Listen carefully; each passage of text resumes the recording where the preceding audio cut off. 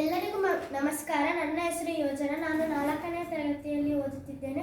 ನನ್ನ ಶಾಲೆಯ ಹೆಸರು saint George southern convent high school. ನಾನು ಓದದ ಜಾಣತನದ ಕಥೆಯನ್ನು ಹೇಳುತ್ತಿದ್ದೇನೆ. ಒಂದಾನೊಂದು ಕಾಡು. ಆ ಕಾಡಿನ ಗುಡ್ಡದ ತಪ್ಪಲಿನಲ್ಲಿ ಓತವೊಂದು ಹುಲ್ಲು ಮೇಯುತ್ತಿತ್ತು. ಇದ್ದಕ್ಕಿದ್ದಂತೆ ಅದರ ಬೆನ್ನಿಂದ ಏನೋ ಸದ್ದಾಯಿತು. ಆಗ ಓತ ತಿರುಗಿ ನೋಡಿತು. ಅಲ್ಲೊಂದು ತೋಳ ನಿಂತಿತ್ತು. ಅದಿನ್ನೇನು ಓತದ ಮೇಲೆ ಹಾರಿ ಬರಲು ಸಿದ್ಧವಾಗಿತ್ತು. ಓತಕ್ಕೆ ಬಹಳ ಹೆದರಿಕೆ ಆಯಿತು.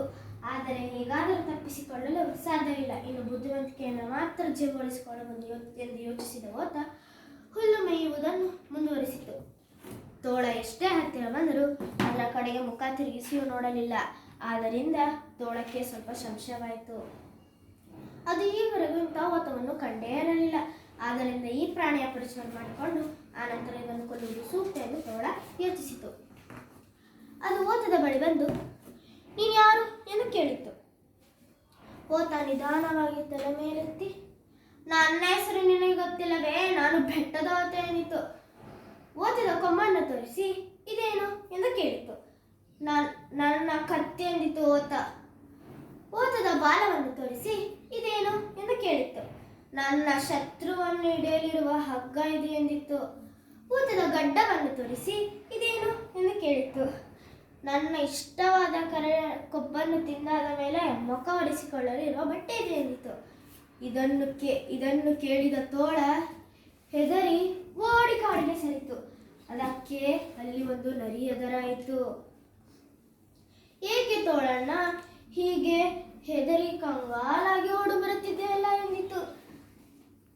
ತೋಳ ನಡೆದ ಘಟನೆ ಎಲ್ಲ ಹೇಳಿತು. ಎಷ್ಟೋ ಓತುಗಳನ್ನು ಕಂಡಿದ್ದ ನರಿ ನಗುತ್ತಾ, ಅಯ್ಯೋ ನೀನು ಒಂದು ಓತಕ್ಕೆ ಹೆದರಿ ಬಂದಿದ್ದೆಯಲ್ಲ, ಬಾ ಅದನ್ನು ಕೊಂದು ಇಬ್ಬರು ತಿನ್ನೋಣ ಎಂದಿತು. ತೋಳವನ್ನು ಉಪಾಯದಿಂದ ಓಡಿಸಿದ್ದೇನೆ ಎಂದು ಓತ ಸಂತೋಷಗೊಂಡು ಮತ್ತೆ ತನ್ನಿಷ್ಟಕ್ಕೆ ತಾನು ಹುಲ್ಲು ಮೇಯುತ್ತಿರುವಾಗ ನರಿಯೊಂದಿಗೆ ತೋಳ ಬರುವುದನ್ನು ಕಂಡಿತು. ಈ ಸತ್ಯಂತೂ ಓತಕ್ಕೆ ಬಹಳ ಹೆದರಿಕೆ ಆಯಿತು. ಆದರೆ ಓಡಿ ಹೋದರೆ ಪ್ರಾಣಕ್ಕೆ ಸಂಚಿಕಾರ ಬರುವ ಸಂಭವವಿತ್ತು. ಅದು ಈಗಲೂ ಉಪಾಯವಾಗಿ ತಪ್ಪಿಸಿಕೊಳ್ಳಲು ಯೋಚಿಸಿತು. ನರಿ ಮತ್ತು ತೋಳ ಹತ್ತಿರ ಬಂದಾಗ ಓತ ಅವುಗಳನ್ನು ಸ್ವಾಗತಿಸಿತು. ನರಿಯಣ್ಣ, ನೀನು ನಿಜವಾಗಲೂ ಒಳ್ಳೆಯ ಸ್ನೇಹಿತ. ನೀನು ಕೊಟ್ಟ ಮಾತಂತೆ ತೋಳವನ್ನು ಕರೆದು ತಂದಿದ್ದೆಯಲ್ಲ. ತೋಳದ ಮಾಂಸ ಎಷ್ಟು ರುಚಿಕರವಾಗಿರುತ್ತೆ ಅಲ್ಲ, ಬಾ ಅದನ್ನು ಇಬ್ಬರು ಸೇರಿ ತಿನ್ನೋಣ ಎಂದಿತು. ಇದನ್ನು ಕೇಳಿದ ತಡೆ ತೋಳ ಮಿಂಚಿನಂತೆ ಓಡಿ ಕಾಡಿಗೆ ಸೇರಿತು. ಇದರ ನೀತಿ, ಉಪಾಯ ಬಲ್ಲವನಿಗೆ ಅಪಾಯವೇ ಇಲ್ಲ. ಧನ್ಯವಾದಗಳು.